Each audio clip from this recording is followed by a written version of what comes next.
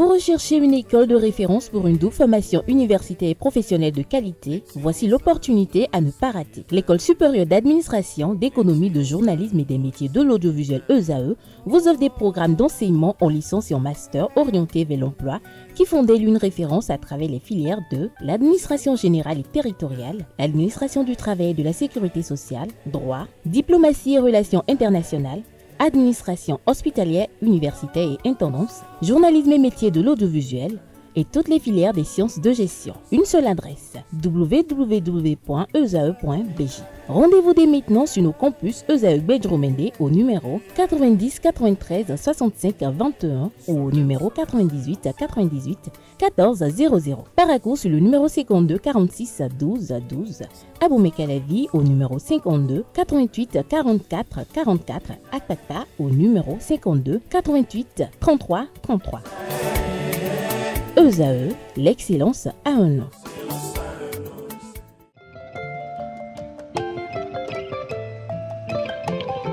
Elle est de nationalité béninoise, elle a vu le jour un 19 mai, elle est mariée, mère d'un enfant. Dans son profil, on peut voir qu'elle est experte en gouvernance locale, celle que nous recevons cet après-midi, a fait ses bancs à l'université d'Abomey-Calavi, à l'école supérieure d'administration et d'économie et de journalisme du Bénin, ESAE. Dans son parcours également, elle a obtenu une licence en marketing, master en communication institutionnelle et un master en études prospectives de développement. Actuellement, elle occupe le poste de conseillère technique à la décentralisation et au développement local à l'Assemblée nationale. Afiwa Yvette Eudoxie Dakpe, puisque c'est d'elle qu'il s'agit, est également femme politique, femme leader très engagée.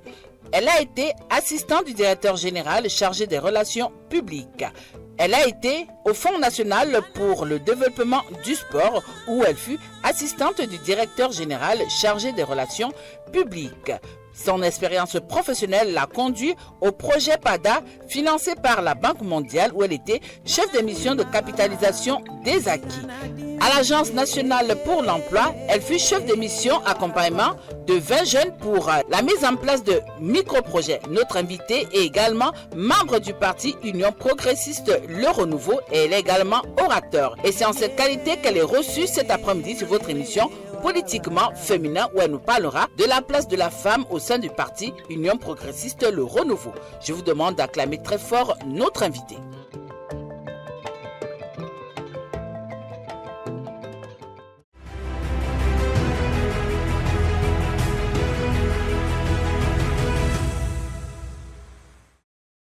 Mesdames et messieurs, bonsoir. Vous êtes sur ESAE Télévision et c'est votre émission Politiquement féminin. Politiquement féminin de cet après-midi. Ça n'a pas été facile de la voir parce que son programme est aussi chargé et long comme son CV, mais on a juste fait en condensé. Celle que nous recevons cet après-midi, c'est Afiwa Yvette Eudoxie Dakpe. Bonsoir.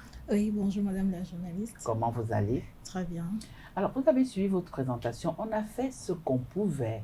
Qu'est-ce qu'on a oublié et qui vous tient à cœur? Bon, je pense que ça retrace quand même assez mon parcours académique, professionnel et politique. Néanmoins, il y a quelques détails qui manquent sur lesquels, si vous permettez, je vais revenir. Oui, allons-y. Le détail qui manquait au cours pour ce qui concerne mon parcours académique, c'est que j'ai eu un master en administration générale et territoriale et après un autre en passation des marchés publics. Donc, ce qui fait de moi un spécialiste en développement local. Et le détail également qui fait défaut au niveau professionnel, j'ai passé pratiquement une dizaine d'années à la Commission nationale des finances locales. Et donc, ceci me permet plus facilement d'être nommé auprès du président de l'Assemblée nationale en tant que conseiller technique à la décentralisation et au développement local. Alors, je n'ai pas voulu le dire dans la présentation. Entre-temps, vous avez été choisie pour être secrétaire exécutive à Tukuntuna. Alors, effectivement. Chemin faisant, non, c'est plus ça, je ne pars plus. Rapidement, qu'est-ce qui s'est passé?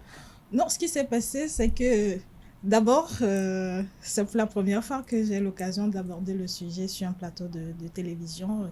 J'étais déjà nommée conseiller technique à la décentralisation auprès du président de l'Assemblée nationale. Et j'avais fait le test bien avant ma nomination. Donc, malheureusement, je n'avais pas été tirée au sort. Ma nomination est venue un peu plus tôt. Et c'est chemin faisant que, suite à ce que vous connaissez, à tout contournant, j'ai été tirée au sort. Et là, il fallait faire le choix. D'accord. Et comme je suis dans une mission républicaine, de l'autre côté, c'est toujours le même secteur. C'est toujours le même secteur, il faut faire le choix. Et puis, j'ai fait le choix de rester, bien sûr, du côté de l'Assemblée nationale. Parce que vous êtes une femme politique. Parce que de l'autre côté, c'était plus l'administration, secrétaire exécutive. Je vous comprends, je sais là où vous voulez en venir. Je suis une femme politique. Et politique dans le sens où, conformément à la charte des partis politiques, j'ai adhéré, j'ai fait mon adhésion librement à un parti politique, l'Union progressiste, le Renouveau. Et au sein de ce parti, je participe vraiment à l'animation de la vie politique. D'accord. Alors, au cours de l'émission, l'entretien, ce sera avec moi. Et comme vous êtes quand même une VIP, comme on dit, tout à l'heure, vous aurez droit quand même à... C'est pas souvent courant, mais cet après-midi, ce soir, on va vous offrir un dîner. C'est bon? Ça peut aller. Alors, dites-nous un peu. Vous êtes une femme politique, une femme engagée ou tout simplement une femme leader? Vous savez, c'est une question qui interpelle toute ma nature. Oui, politique, je l'ai justifié tout à l'heure. Engagée, oui, je le suis parce que, vous savez, je fais de la promotion de la femme un combat quotidien. Ça fait partie de mes priorités. Et je le fais au sein d'un parti qui fait vraiment de la femme un acteur de développement. Donc, femme engagée, oui. Je participe à l'animation de la vie politique et également, d'autant plus que je suis membre des structures de base de mon parti. Je veux parler de la cellule, de la sous-section, de la section. Du bureau exécutif, du bureau politique. Du bureau politique et tout. Donc, je mène des actions qui impactent la base. Donc, mon engagement s'illustre dans mon parti, mais par l'entremise de ces différents organes que je viens de citer. Mais vous avez voulu savoir si je suis aussi une femme leader. Oui, le leadership, pour ce qui concerne le leadership féminin, vous savez, ça fait référence à la place qu'occupe la femme, la place de direction, je dirais, qu'occupe la femme au sein de sa communauté, au sein d'une organisation. Et également sa capacité à influencer les décisions, à stimuler le progrès.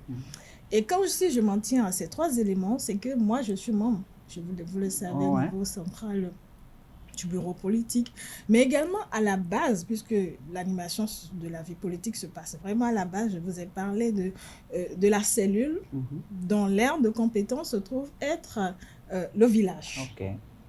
Donc, je fais un coucou à tous ceux qui me suivent depuis Toviclin. Ah oui, ça vous y tenez, hein? Oui, je suis de Toviclin, je suis de la commune de Toviclin. Et puis, ma circonscription électorale, c'est la 2e circonscription. Donc, exactement. Je parlais tantôt de la cellule. Donc, la cellule, l'aire de compétence, c'est le village. Sous-section, c'est l'arrondissement. Donc, je suis membre de la sous-section et également de la section où c'est la commune Toviclin. Et au niveau de ces structures de base, il faut dire que la femme est suffisamment consultée. Donc, comme vous êtes consultée, vous donnez votre avis, vous influencez les décisions. Exactement. Et donc, ça fait de vous un leader. D'accord. Et vous stimulez également le progrès. Quand je dis le progrès dans votre environnement, vous essayez quand même, compte tenu de ce qui m'a amené en politique, certainement, c'est clair que je sais que... Oui, ça va venir, parce que je veux savoir, je veux comprendre. Compte tenu de ce qui m'a amené en politique, j'essaie aussi d'attirer mes sœurs à venir à la chose politique. Donc, tout ça ramassé, je pense que ça fait de moi une femme leader. Alors, justement, vous avez parlé de ce qui vous a amené en politique, mais nous n'allons pas aborder ce point tout à l'heure. La Journée internationale de la femme a été célébrée avec faste au niveau de votre parti. À moi de vous demander, qu'est-ce que cette journée représente pour vous? Pour certains, oui, les femmes de l'UP Le Renouveau, cette journée représente le gros foulard jaune. Donc, on va comprendre. C'est péjoratif que de lui dire que ça représente juste des foulards jaunes. Quand je vois le rôle de la femme au sein de l'Union progressiste Le Renouveau, je dis c'est bien loin des foulards, c'est un engagement. C'est un engagement assorti d'efficacité dans les actions. C'est un engagement ferme, franc, sincère, accompagné de loyauté. Maintenant, pour revenir à la question de savoir ce que représente pour moi cette journée, la Journée internationale des droits de la femme, vous savez, ça a été une occasion pour le parti de créer un esprit d'émulation au niveau des femmes, un esprit d'échange, un esprit de partage. Et j'y ai pris part, j'ai même fait une communication aux femmes de ma circonscription sur le rôle et la responsabilité des femmes, tout. Mais personnellement, pour moi, c'est une journée de commémoration. Certains estiment que c'est une journée de célébration. Je suis aussi d'avis parce qu'il faut célébrer les acquis, les efforts qui sont fournis, le sacrifice qui est fait. Il faut avoir une pieuse pensée pour ceux qui sont tombés les âmes à la main. D'où la célébration. Mais quand on finit de célébrer, de se réjouir des résultats que nous avons eus, parce que quand vous faites un effort, il faut qu'on reconnaisse l'effort qui est fait pour vous encourager à mieux faire. Mais quand on finit ça, il faut maintenant regarder un peu dans le rétroviseur. Il faut faire une analyse rétrospective pour pouvoir un peu poser le diagnostic sur ce qui reste à faire. Et ça, nous l'avons fait au cours de cette journée. Et nous avons posé le diagnostic qui nous a permis après de mener des réflexions stratégiques par rapport aux enjeux, comment est-ce que nous nous positionnons, comment est-ce que nous outillons les femmes à être suffisamment autonomes. Donc, en clair, c'est pour dire en fait que ça a été vraiment une journée, certes de commémoration pour nous, mais une journée de réflexion sur les enjeux en cours. Alors, quelle est la connotation que votre parti donne à cette journée? La connotation qu'on donne, c'est en fait permettre aux femmes de se retrouver, de changer, de partager, mais également nous mettre au cœur du débat et donner les outils qu'il faut aux femmes d'être encore plus engagées, parce que les années à venir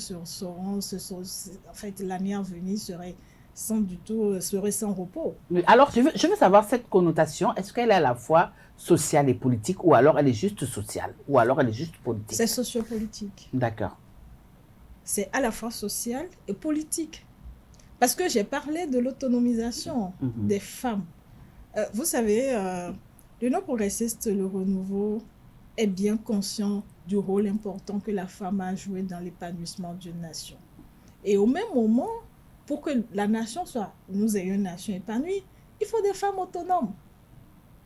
Il faut donner les outils qu'il faut à la femme pour la rendre suffisamment autonome, pour lui permettre déjà de pouvoir subvenir, par exemple, c'est un exemple que je donne, aux besoins de base, les besoins physiologiques. Quand vous n'avez pas fini de régler les besoins physiologiques, c'est clair que vous avez du mal à aller vers d'autres besoins d'estime. Pour parler de la politique, donc les deux vont de pair. Donc, outiller les femmes sur l'autonomisation et après, maintenant, renouveler, leur parler en fait de l'engagement, de ce qui nous reste à faire en fait. Et ce que les attentes du parti vis-à-vis de ces femmes. Alors, je l'annonçais tantôt, vous décidez d'entrer en politique, vous décidez de faire arme dans ce couvent réglé par les hommes. C'était quoi vos motivations, Eudoxie?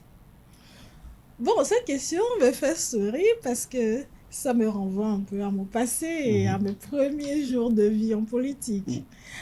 Je l'ai dit tantôt, je suis un acteur de la gouvernance locale et je me rappelle que déjà très tôt, c'est parti d'une observation. Le déclic qui m'a amené en politique est parti d'une observation selon laquelle, en fait, aux différentes réunions au sein des conseils communaux ou bien même les organes de la tutelle, je remarque dans la quasi-totalité des conseils communaux qu'il n'y avait pas de femmes ou il y avait juste une portion congrue. Et même au niveau de la tutelle, il n'y en avait pas tellement. Alors, je me dis, mais c'est une question qui m'a fait réfléchir pendant longtemps. Je me demandais, mais c'est pas possible, pourquoi c'est comme ça? Et étant en marge de la chose politique, puisque je n'étais pas encore engagée, je me dis, mais là, j'ai une responsabilité. J'ai une responsabilité, ça m'interpelle, cette question m'interpelle aussi. J'ai décidé d'aller vers la chose politique, j'ai décidé de militer, mais avec des questions, des inquiétudes, c'est normal. Puisque j'étais cadre de l'administration, j'évoluais dans le secteur de la décentralisation, du développement local, mais quand je décide de militer, c'est avec des inquiétudes. Vous savez, il y a cette apesanteur qu'il nous faut réfléchir. Et j'avoue qu'ici, je vais le dire, j'ai eu le soutien de leaders politiques auprès desquels j'ai appris. J'ai appris dans le respect, dans l'obéissance. Et c'est clair, je sais. Ah, donc vous êtes restée silencieuse parce qu'il fallait vite maîtriser les rouages, c'est ça? Non, pas silencieuse, mais vous savez, quand vous êtes en apprentissage, vous observez, il y a un temps d'observation. Mais ces leaders politiques m'ont porté, m'ont rassuré, m'ont donné ce qu'il faut pour que je puisse vraiment prendre confiance en moi. Parce que quand, dans un environnement où vous ne savez pas ce qui se passe, il y a un sentiment de peur un peu pour dire, mais là où je vais là commencer, vous savez un peu tout ce qui se dit sur le milieu politique. Donc, ces leaders m'ont porté, j'avoue. Et c'est clair que je sais, vous serez curieuse à savoir, mais c'est qui ces leaders qui ont été... Ce qui est sûr, vous allez nous dire c'est qui ces leaders-là. Ah oui, surtout que vous êtes quand même dans une circonscription électorale où les femmes ne s'aventurent pas beaucoup en politique, où le patriarcat est vraiment très fort, où c'est les hommes qui ont droit à la parole. Moi, je veux savoir, vous avez fait comment? Oui, j'ai eu le soutien de leaders et je ne vous cacherai pas ces leaders. Au nombre de ces leaders, quand même, je vais citer le président, le patriarche Bruno Amoussou, qui m'a porté, qui m'a rassuré. Plusieurs fois, il m'a reçu, on a échangé, on a discuté. Il m'a remis en confiance pour dire non, essaie, tu verras. Puisque moi, j'avais un idéal aussi. J'avais un idéal, j'avais un défi à relever.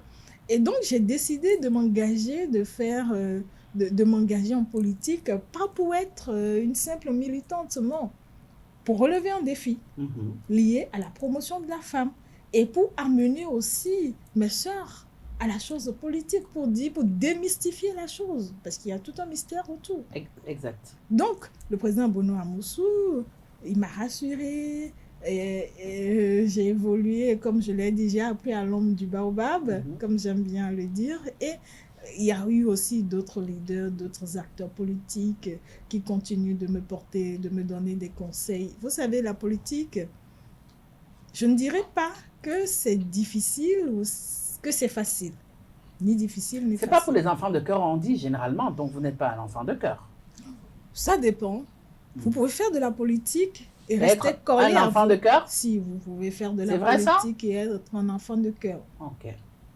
D'autant plus que quand je parlais de mes priorités tout à l'heure, j'ai dit la politique pour moi c'est un idéal. Je n'ai jamais dit que c'est pour tordre le cou à des valeurs. Au nombre de ces valeurs, il y a la loyauté. Oui, il y a la loyauté. Ça existe ça? Oui, ça existe. Dans l'arène politique au Bénin, on connaît ce mot-là? Si, ça existe. Vous jurez la main sur le cœur? Oh, je vous jure la main sur le cœur que ça existe. Alors, on constate qu'au niveau du Parti Union progressiste Le Renouveau, vous mettez beaucoup l'accent sur le leadership et l'autonomisation des femmes. C'est les canaux dans lesquels vous mettez vraiment un accent particulier. Pourquoi? Oui, on met un accent particulier sur le leadership féminin, c'est ça. Hein? On met un accent particulier sur le leadership féminin parce que le parti est conscient du rôle important de la femme au sein de l'Union progressiste Le Renouveau. Et je vais même aller plus loin au niveau de nos statuts. Pour matérialiser la chose, c'est qu'au niveau de nos statuts, je pense qu'au niveau de l'article 16, je crois, et ça a été recommandé qu'il faut 30% de femmes au niveau au moins 30% de femmes au niveau des structures de base du parti. Et quand on fait le tour un peu, parce que les structures de base ont été déjà mises en place, les cellules, les sous-sections et sections, quand on fait un peu le tour pour constater de l'effectivité de la chose, la mobilisation des femmes est si forte qu'on a dépassé même les 30%. Ça, c'est au niveau de la base. Ça, c'est au niveau de la Au base. niveau d'en haut, là. En haut, là. Au bureau, en haut, là. En haut, là. Vous êtes combien là-bas? Ben, il y a pas mal de femmes. Non, pas mal, c'est combien? Je n'ai pas exactement les statistiques en tête. Mais vous n'êtes pas 10. Vous êtes moins de 10 quand même. Moi, ça dépend. Vous parlez de quoi? Le bureau national. Le bureau politique. Voilà, le bureau politique. Oui, c'est plus de 30% de femmes. Ok. C'est plus de 30% de femmes. Ça, je peux l'affirmer. Au niveau du bureau politique, c'est plus de 30% de femmes. Et la haute direction? Au niveau de la haute direction, nous avons la vice-présidente qui représente valablement les femmes. Vous savez... Non, elle les représente déjà toutes les femmes. Elle représente valablement. Vous savez, il y a quelque chose... Donc, vous voulez me dire que à ce niveau, c'est pas la quantité, mais c'est la qualité qui compte. C'est la qualité qui compte, mais il y a un détail qu'il ne faut pas perdre de vue. Lequel? Le détail aujourd'hui, c'est qu'il y a un effort qui est fait. Il y a un effort qui est fait. Quand on demande déjà à la base d'avoir, dans nos structures de base, d'avoir plus de 30%, bon, au moins 30% de femmes, c'est pour créer une saine émulation au niveau des femmes. On est parti de quelque part. Il y a un effort qui est fait que nous devons célébrer au quotidien et nous dire que ça reste à faire, donc nous devons faire des efforts pour atteindre l'objectif. Okay. Tant qu'il y a une femme quelque part, c'est qu'au moins, on a fait reculer le problème d'un pas. Et c'est bon. Je ne dirais pas qu'il faut aller dormir sur les lauriers parce qu'on a une femme, non. Le combat reste un combat quotidien. On est parti de quelque part. Il reste un combat quotidien, mais il reste également entier. Entier, oui. Oui, d'accord. Alors, être une femme au niveau du Parti Union Progressiste sur le Renouveau, est-ce que c'est un mérite? Est-ce que c'est un sacerdoce ou alors un concours? Déjà, c'est un sentiment de fierté que d'appartenir à la première force politique de son pays. Oh là là. Tout de suite les gros mots. Ah, ben oui, vous jetez des fleurs. Mais pourquoi pas? Parce que ça a été au prix de sacrifices. Oui, mais vous êtes le parti, le plus grand parti. Bah, il y a quelles conditions? Mais quand on parle du plus grand parti, c'est au prorata d'un certain nombre de résultats. Regardez un peu à l'Assemblée. Regardez le nombre d'élus communaux. Regardez le... Vous voyez, c'est au prorata d'un certain nombre de résultats. Okay. C'est parce que cela ne s'est pas fait par un décret. C'est parce que nous l'avons mérité. Et quand il y a le mérite, il y a un sentiment de fierté. Le sentiment de fierté, parce que quand on voit la place que l'Union progressiste réserve à la femme, il y a de quoi être davantage fier. Parce que le leadership, je dirais même le management, le style de management, c'est un style de management inclusif et valorisant, qui met la femme au cœur du développement. Et quand on parle de la femme au cœur du développement, ça s'accompagne également d'actes concrets. Je vous ai parlé des 30%, on est allé au-delà. Donc la femme est au cœur, consultée à toutes les étapes de décision. C'est un acteur de développement. Donc au vu de ça, il y a un mérite. Okay. Et ce mérite, c'est que c'est au prix de sacrifice pour dire que est-ce que c'est un sacerdoce? Oui. C'est un sacerdoce. Parce que l'engagement politique même si ce n'est pas au sein de l'Union progressiste, pour les femmes qui vont vous dire la vérité, c'est que c'est un sacerdoce qui demande de votre temps, qui demande de votre engagement. Et ça sur des valeurs données, parce que nous sommes des femmes. Okay. Et quand on est une femme, c'est la fidélité, c'est la loyauté. Ce n'est pas au sein du parti qu'il faut galvauder ces valeurs. Et j'avoue qu'au niveau du parti, nous avons de ces gens de femmes qui se donnent à fond. Et c'est pour ça que vous avez les résultats que nous avons là.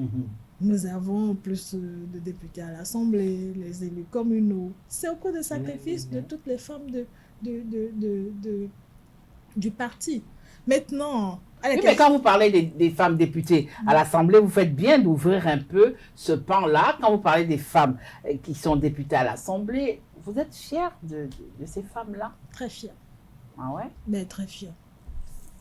Toutes silencieuses, là. Vous pensez qu'elles sont silencieuses? Elles sont... moi, je pose ma question, et j'attends mes réponses. Non, elles ne sont pas silencieuses. Mais c'est un cadeau qu'on vous a fait. Hein. Vous savez... S'il fallait vraiment batailler dur pour se retrouver là-bas, est-ce que vous croyez qu'aujourd'hui, on aurait ce nombre de femmes au Parlement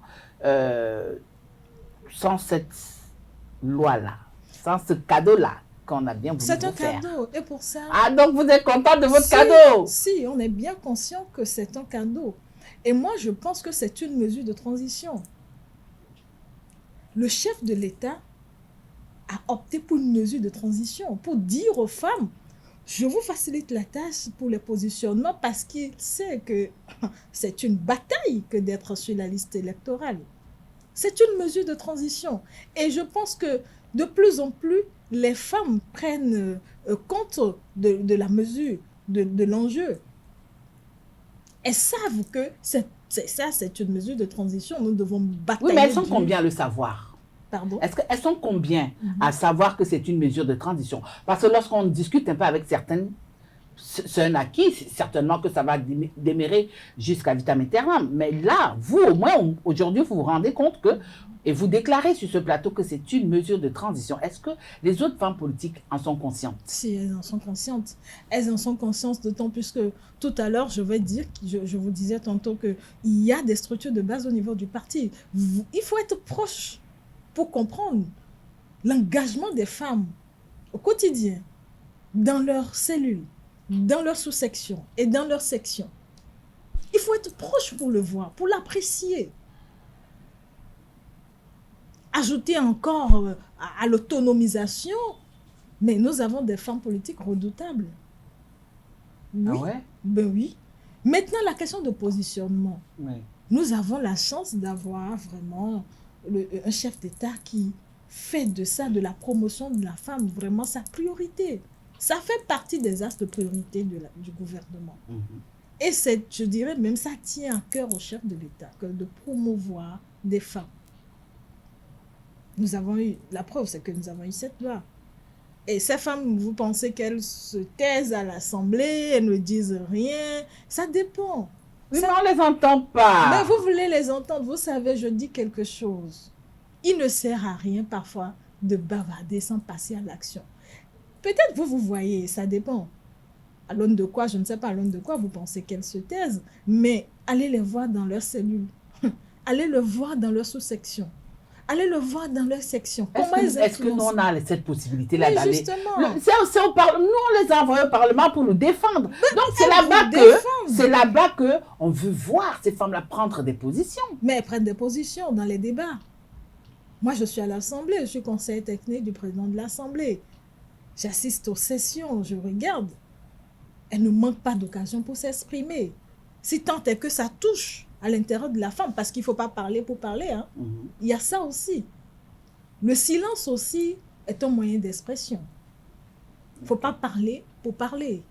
Il faut parler quand c'est nécessaire. Et d'autant plus que nous avons un gouvernement qui fait de la promotion de la femme. Sa priorité, ça fait partie des axes de priorité. Si ce qui vient ne banalise pas ou ne touche pas l'intérêt de la femme,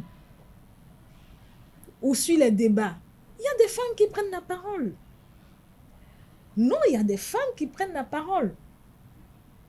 Je ne connais pas vos indicateurs, mais je peux vous rassurer qu'à l'Assemblée, celles que nous avons, elles prennent la parole, elles défoncent quand c'est nécessaire.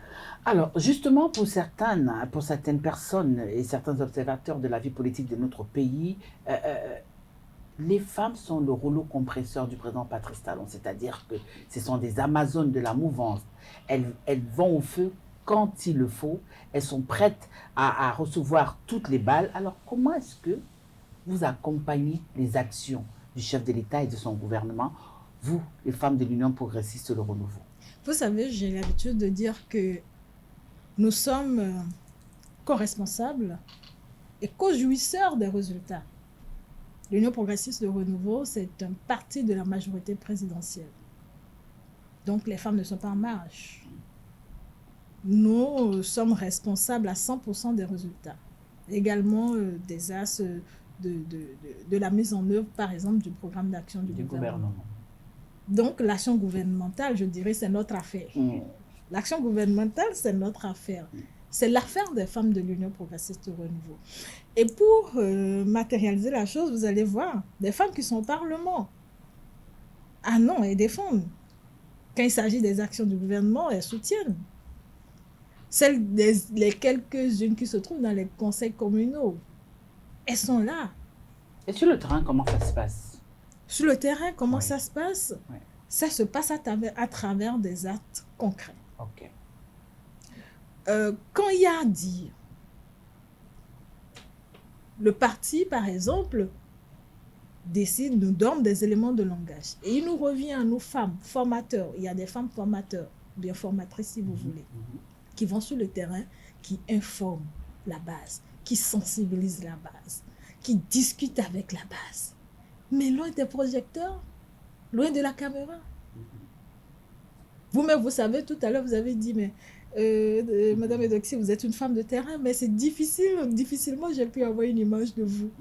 Parce que tout ce que je fais, c'est loin des caméras. Moi, je n'ai pas besoin des caméras, je veux le résultat. Je veux m'inscrire dans l'efficacité. Je veux m'inscrire dans l'efficience. Je veux m'inscrire dans un engagement franc et sincère. Je ne dirai pas autre chose le matin, la nuit, je suis en train de faire autre chose. Donc voilà, elles sont là, elles sont au Parlement, elles sont dans les conseils communaux, elles sont à divers niveaux, elles sont dans le domaine agricole, elles sont dans tous les secteurs et elles manifestent leur soutien à l'action du gouvernement. Alors, concernant l'animation de la vie politique sur une échelle de 1 à 10, que serait la notation des femmes de l'Union progressiste de le renouveau? Bon, sans trop réfléchir, je donnerais 8 sur 10. Ouh! Comme ça. Je donnerais 8 sur 10 parce que j'ai parlé d'efficacité. Je vois, il faut être proche pour le voir, pour l'apprécier. Elles cravache du. Elles sont au charbon tous les jours. Ça réfléchit. Ça travaille. Je l'ai dit, loin des caméras. Vous n'avez le résultat que lors des élections. Ça étonne qu'on dise c'est la première force, mais c'est auprès du sacrifice. Et les femmes ne sont pas en marge de ces résultats, de ce résultat que vous avez. Elles sont même pionnières, si vous voulez.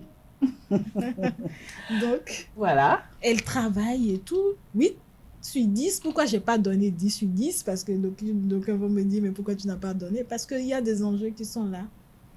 Et nous sommes en quête de la perfection. Nous sommes en quête de la perfection. Ça existe en politique, la perfection? Si, là, ça existe. Ça existe. Ailleurs peut-être, mais ici chez nous, ça existe? Ça existe, la perfection existe. La perfection, elle est quotidienne, c'est un quotidien. D'accord. En toute chose. Hein. Donc, c'est pour ça que j'ai donné 8 sur 10. Et je sais qu'il y a des enjeux qui sont là. C'est des indicateurs pour nous. Si nous atteignons ça, nous voulons conquérir et exercer le pouvoir d'État. Vous savez, quand nous aurons tout ça, nous aurons 10 sur 10. 10 sur 10. Alors, avant de faire entrer le loup et la louve pour vous servir votre dîner, la réforme du système partisan, vous y croyez toujours? Toujours. Toujours. Vous savez, c'est une structuration du paysage politique. Et aujourd'hui, nous avons, au lieu d'avoir des hommes forts, nous avons des partis forts. Vous êtes sûr que nous avons des partis forts? Nous avons des partis forts. Sûr? Parce que le parti est au cœur même du développement. Le parti est au cœur du développement. Ce n'est ni lié à l'ethnie, à la religion, ce n'est ni lié à la personne, ni à l'individu. Les hommes passent, mais aujourd'hui, on a institutionnalisé les partis politiques. C'est toute une gestion. Et nous en avons plus une pléiade comme il y en avait un temps. Nous avons les partis de quartier. Oui, mais après le président Patrice Talon, vous croyez que cette réforme va survivre? Ça va survivre. Sûr et certain? Certain. Parce qu'il y a quelque chose sur laquelle même les amis d'en face sont unanimes avec nous. C'est ils ont toujours annoncé cette structuration du paysage politique. Ok. D'accord. Parce que ça leur permet aussi d'avoir le financement des partis politiques. Pourquoi pas? Voilà, chers amis. Si vous voulez, on peut poursuivre le débat. Ne vous inquiétez pas, le débat va se poursuivre tout à l'heure. Voilà, chers amis internautes, L'entretien s'est bel et bien terminé avec moi. J'invite le loup Romaric et la louve Billy à me rejoindre pour le dîner de notre invité VIP de cet après-midi.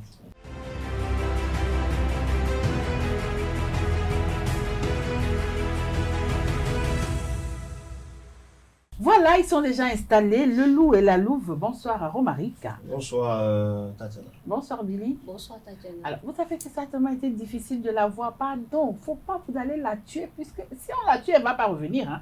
Donc, je vous la laisse pour le duel. Bonsoir, c'est aussi Dagbe. Oui, bonjour madame. Bienvenue chez nous à Usaï. Je vais commencer par vous demander, selon vous, au sein d'un parti politique, quel devrait être le rôle principal d'une femme? Le rôle principal d'une femme, c'est déjà, je l'ai dit tantôt, son engagement. Son engagement. Son engagement à travailler pour l'accomplissement des idéaux de ce parti. Maintenant, venons sur les valeurs. Parce qu'il faut dire que la politique, je l'ai dit tantôt, ce n'est pas un chemin facile, mais ce n'est non plus pas difficile. Ce n'est pas Et difficile. Donc, non, ce n'est pas difficile. C'est pour ça qu'il faut beaucoup de détermination. Une bonne dose de patience. Même quand les hommes vous mettent les bâtons dans les roues. Ça dépend de ce pourquoi vous venez en politique. Moi, je sais, tout à l'heure, je vous ai dit que c'est parti d'un constat.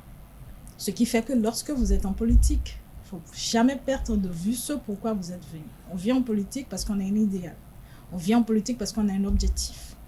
Et vous essayez de faire l'arrimage avec les idéaux de votre parti pour ne pas être juste une militante de plus. Pour que votre passage laisse des empreintes. On dira oui, elle a pris pas ici. Et ça devait être même le leitmotiv dans tous les secteurs. Parce que j'allais vous demander, c'est quoi le leitmotiv, mais c'est bien. À votre avis, est-ce que quel problème règle le fait d'avoir plus de femmes que d'hommes en politique et au Parlement?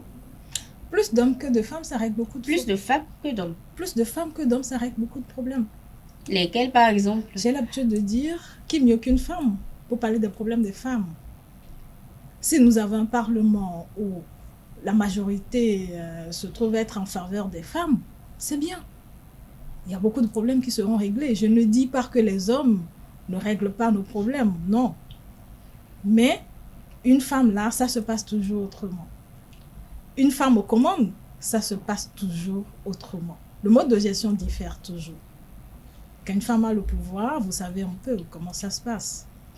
Donc, ça fait changer un peu la donne et ça me permet aussi d'avoir plus de résultats. Parce que la femme, elle est beaucoup plus focus sur résultats, comment je fais pour atteindre mes objectifs. Quand elle se réveille, elle est minutieuse, méticuleuse, elle sait ranger les choses, elle sait ce qu'elle doit faire. Mais tout le monde ne pense pas comme vous. Hein. Pour beaucoup, les femmes en politique, elles ont eu leur poste gratuitement. Pour certaines, même, c'est les promotions canapé et tout. Voilà, des trucs qui se disent. Je vais vous dire mon avis sur la question. Promotion canapé ou pas, si vous avez eu la chance d'être nommé, vous devez prouver que vous en êtes capable. Donc, peu importe la façon par laquelle on a pu y arriver. Non.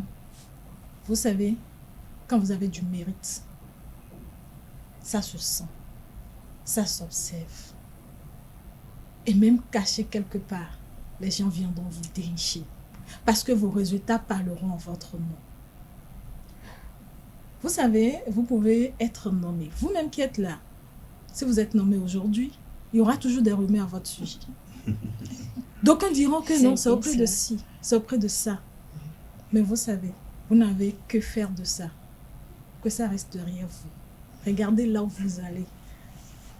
Que votre objectif soit votre priorité. Parce que même le Christ, moi je suis chrétienne, permettez que je le dise, c'est que nous sommes dans un pays laïque. Même le Christ sur la croix, il était critiqué. Oui. Merci. Bonjour madame, bonsoir madame. Voilà, j'avais dit, hein, vous me faites peur. Pourquoi? Je suis quand même là, on va y aller. Alors, bienvenue par ici. Vous connaissez bien la maison. La haute direction de l'UPR est composée de 9 membres. Tout à l'heure, je vous ai entendu parler de la vice-présidente qui représentait valablement toutes les femmes au sein de l'UPR. Vous estimez que l'Union progressiste le renouveau fait la promotion de l'agence féminine. Selon vous, une seule femme, en la qualité de la vice-présidente, au milieu de 9 personnes, représente la grande majorité des femmes de l'Union progressiste le renouveau. Je ne parle pas encore des jeunes, parce que je sais que au niveau du bloc républicain, par exemple, il y a des organismes, des organisations de jeunes qui sont en place. Je ne sais pas ce qu'il en est pour l'UPR. Vous posez deux problèmes. Oui. Le premier, c'est de savoir la vice-présidente. La vice-présidente, est-ce que nous optons plus pour la qualité que pour la quantité? Oui. La qualité, oui. Elle représente les femmes. Vous n'auriez pas aimé être à côté de la vice-présidente, par exemple, en représentation des femmes? Pourquoi pas? Mais vous parlez de la qualité. Je parle de la qualité, mais déjà saluons l'effort qui est fait. Une femme sur 9 personnes? Une femme sur 9 personnes qui nous a permis également d'instaurer au niveau de nos statures qu'il faut au moins 30% de femmes dans les cellules, dans les sous-sections et les sections. C'est quelque chose à célébrer. La donne va changer avec le temps, mais je puis vous dire qu'il faut apprendre à célébrer ce que nous avons pour l'instant. C'est ça que nous avons pour l'instant. Avant que vous ne répondiez à la question des jeunes, je connais des conseils, des conseils qui n'ont qu'une seule femme également. Je connais des communes où il n'y a qu'une seule femme dans le conseil communal. Vous prétendez que c'est toujours la qualité ou la quantité qui est... Vous avez parlé de la haute direction. Nous n'allons pas généraliser les cas. D'accord, restons au niveau de la haute direction. Maintenant, vous savez, vous connaissez un peu la poigne qui anime la vice-présidente quand elle fait les débats. Elle a une capacité de persuasion que vous ne pouvez pas imaginer. Donc, je compte sur elle pour porter, pour défendre, en fait, le combat que nous menons ensemble. Parce que la promotion de la femme, je sais que ça fait partie aussi de ses priorités. Quand vous parlez de ce dysfonctionnement qu'il y a au niveau des conseils communaux, je l'ai noté, je vous ai dit que ça fait partie de mes du guide. C'est ça qui a été de l'élément déclencheur, le déclic votre même motivation de à ma aller motivation à aller en politique. Et donc aujourd'hui, d'autant plus que nous avons 30% au niveau de ces structures de base qui sont des organes, vraiment des organes dirigeants du parti, c'est clair que en voulant faire la liste pour les communales, beaucoup de femmes seront positionnées sur la liste. Ce ne sera plus des positionnements cadeaux. Ça ne sera plus des positions, ça sera au mérite. Et c'est pourquoi je dis souvent aux femmes, le positionnement cadeau, je sais que les hommes en rient souvent, ça vous amuse. Non, ça ne m'amuse pas moi, parce que ça nous a permis quand même de voir certaines têtes en politique. Oui, ça vous a permis de voir certaines têtes en politique. Mais aujourd'hui, le parti s'organise à fabriquer, je préfère dire. Moi, je suis le produit de l'Union progressiste de renouveau et j'en suis fière. J'en suis fière, à fabriquer de véritables leaders. Vous n'êtes pas là par un concours de circonstances, mais c'est au prix du sacrifice que vous avez fait. Donc, moi, j'ai la ferme certitude que bientôt les conseils communaux seront pourvus de femmes dignes. Des femmes qui sont capables de défendre des PDC où il y aura des infrastructures pour les femmes. J'espère que vos ambitions, tout ce que l'objectif que vous poursuivez sera atteint en 2026, parce que moi je ne considère pas encore la présence, excusez-moi de peu, la présence de toutes ces femmes-là au Parlement comme étant vraiment un grand truc, une grande chose pour l'UPR aujourd'hui, parce que nous ne les voyons pas s'exprimer. Vous avez dit tout à l'heure que les gens s'expriment au Parlement. J'ai fait un petit passage également au Parlement et j'ai constaté que au temps par exemple, de l'honorable Fagla, il y avait de l'expression, il y avait de la motivation. Elle avait envie de parler, elle s'exprimait. Mais aujourd'hui, nous n'en voyons pas. Il ne s'agit pas que de l'UPR. Il y a également les autres partis qui sont au Parlement. Combien de femmes prennent la parole au Parlement? Combien de femmes prennent la parole? Tout à l'heure, je pense qu'on a suffisamment fait ce débat ici pour dire il ne suffit pas de parler pour parler. Il faut parler quand c'est nécessaire et mieux. Nous ne sommes pas abonnés absents au débat. Nous ne sommes pas abonnés absents au débat. Et ces femmes, il faut vous rapprocher des radios de proximité pour les entendre. Sur des sujets donnés. Parce que le parti préfère les radios de proximité. La vraie animation, c'est-à-dire l'animation même de la vie politique, c'est à la base.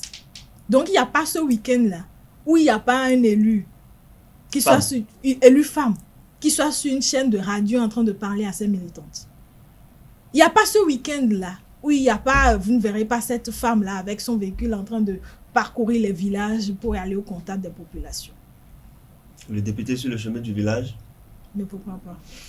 Aujourd'hui, l'UPR, selon ma lecture, à moi, personnelle, le parti est disloqué.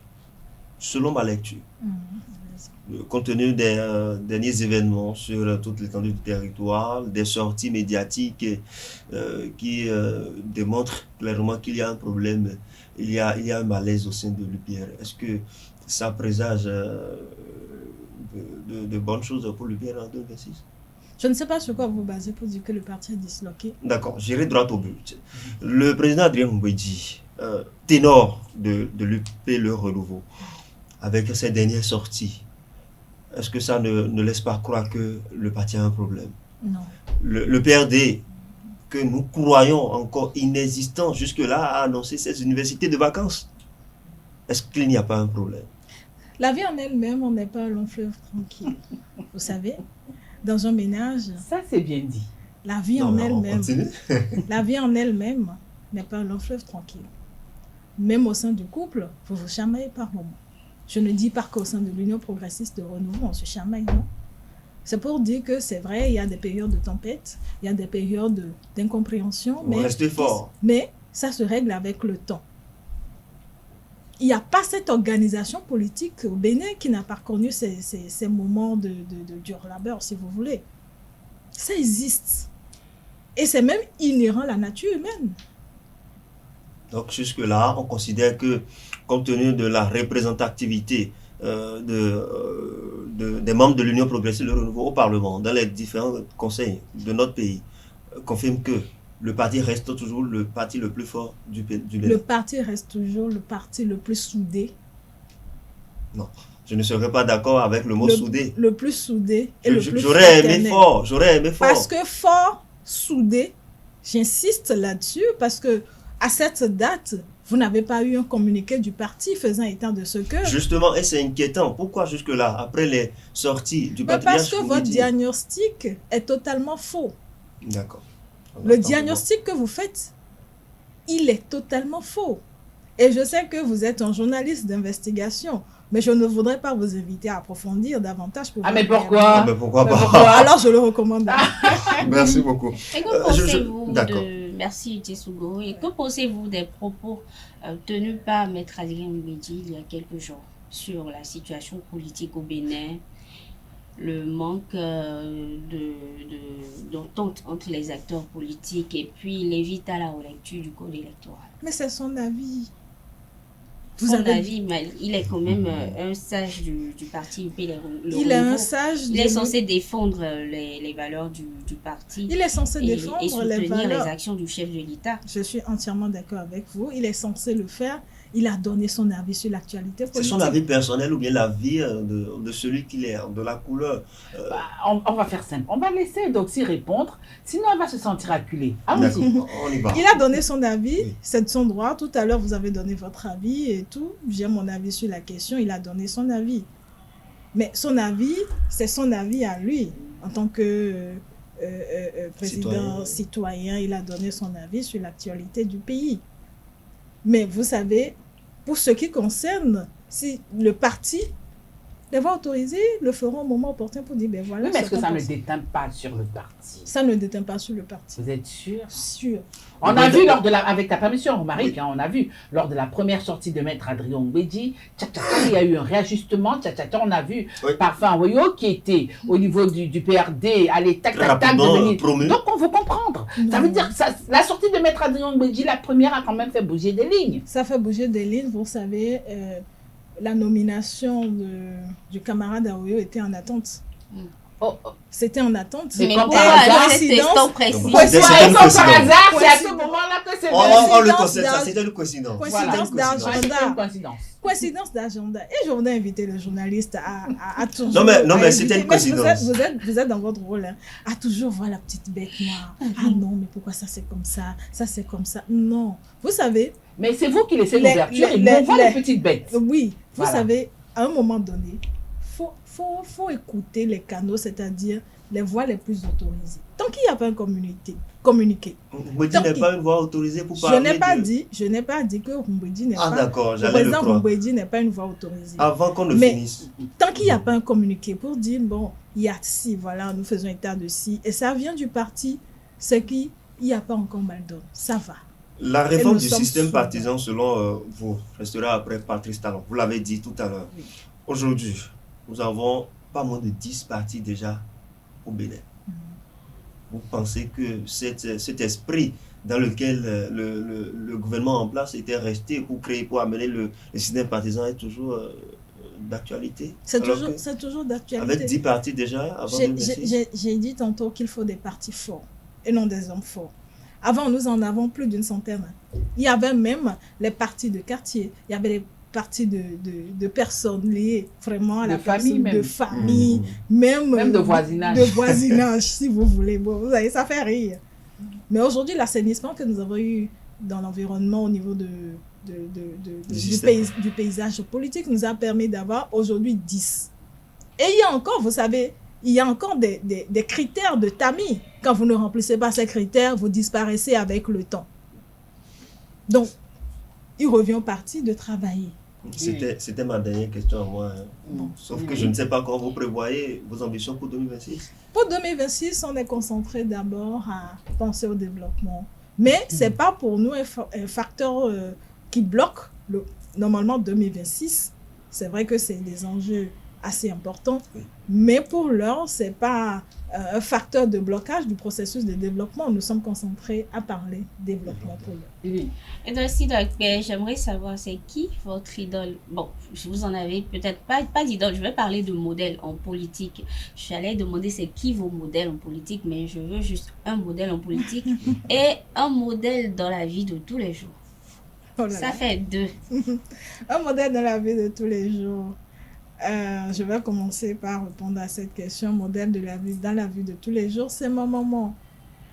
Oh là là. Et pourquoi? Feu ma maman, je l'ai perdue en décembre passé. Elle m'a laissé beaucoup de valeurs qui me servent aujourd'hui. Et parfois, je me demande, mais un temps, je trouvais qu'elle était trop sévère et tout. Mais dans cet environnement politique, je me demande des fois, mais qu'est-ce qui allait m'arriver si je n'avais pas, si mon éducation n'était pas basée sur ces valeurs? Vous serez dans ton pas, c'est ça. Et justement, on parle maintenant de politique. C'est qui Politique, le modèle? vous savez, On a dit un.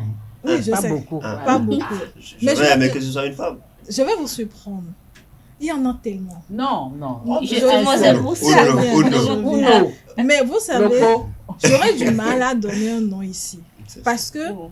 par rapport à chaque leader Ah là, vous politique, faites de la politique politicienne. là. Mhm. par rapport Ne à pas créer des chaque, jaloux. par rapport à chaque leader politique, il y a des qualités que moi je dis, mais celui-là, franchement, j'aime la façon dont il est pondéré. Ah, mais celle-là, j'aime son charme, j'aime l'énergie positive qu'elle dégage. Ah, celui-là, ben, c'est pour dire en fait que c'est vrai, je m'identifie à plusieurs acteurs, mais je reste Eudoxie Dakwe. Parce que j'allais te demander c'est qui est aussi d'accord pour vous. Alors, 2026, c'est demain. Les femmes au large foulard jaune, là. Vous êtes où? C'est péjoratif que de 2026 se Oh. résume au large foulard jaune, mais nous sommes en ordre de bataille, nous nous préparons. Mais pour l'heure, le parti, vous savez, on suit la dynamique du parti. Laquelle?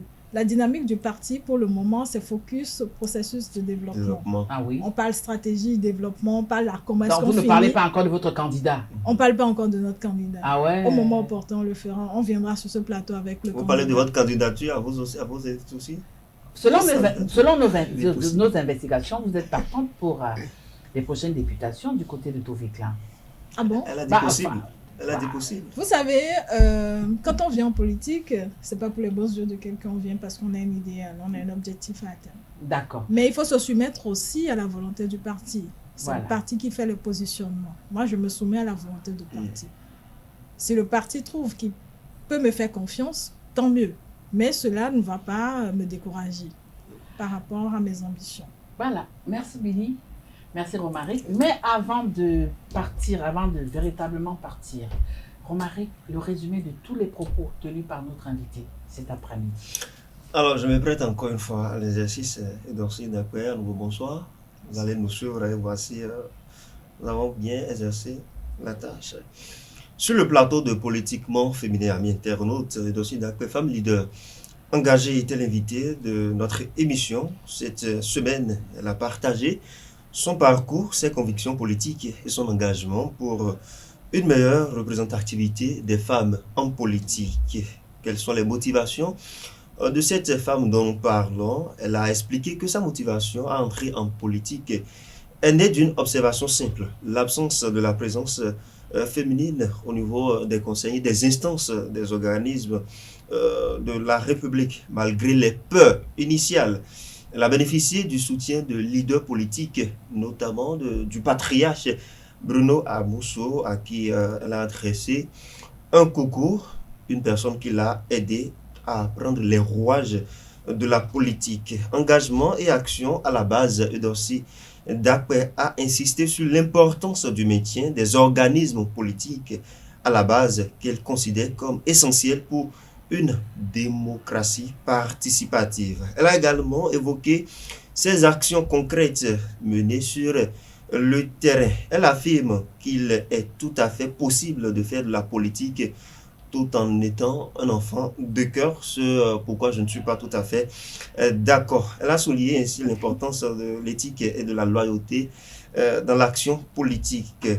Elle a mis en avant le rôle capital des femmes dans la société et en politique, soulignant que c'est pour cette raison qu'elles sont de plus en plus valorisées et visibles. Elle a rendu hommage à sa maman qu'elle a pris comme modèle, qu'elle a perdu en décembre dernier. Appartenance politique, elle a déclaré que selon elle, le plus grand parti politique du Bénin, ça reste l'Union progressiste, le renouveau. Nous allons bien le découvrir. Nous serons en 2026. J'espère que j'ai dit l'essentiel. Bon? Oui, l'essentiel a été dit. Merci. Alors, avant de dire au revoir à nos téléspectateurs, aux nos internautes, votre mot de fin. Mot de fin, c'est de vous remercier. J'avoue que là, vous faites vraiment le job, comme on le dit. Vous chassez vraiment l'information, vous êtes à la quête de l'information, parce que j'ai appris des choses aussi et je me dis comment est-ce qu'ils ont pu savoir, comment ils ont eu ces détails et tout. Donc félicitations à vous, félicitations à l'équipe et à toutes ces femmes qui me suivent en ce moment, à toutes les femmes de l'Union progressiste et le renouveau. Jourdain lundi, la lutte continue. Voilà, chers amis internautes, chers téléspectateurs de Zahel Télévision, nous sommes arrivés à la fin de notre émission Politiquement Féminin de ce samedi 3 mai 2025, le tout premier Politiquement Féminin du mois de mai. Je sors de cette émission en sachant que même en politique, on peut rester propre. C'est pas moi qui le dis, c'est Eudorsi Dakpe qui l'a dit. Retrouvons-nous le samedi prochain pour une autre émission Politiquement Féminin. Ça se passe tous les samedis sur Zahel Télévision, la meilleure des web TV.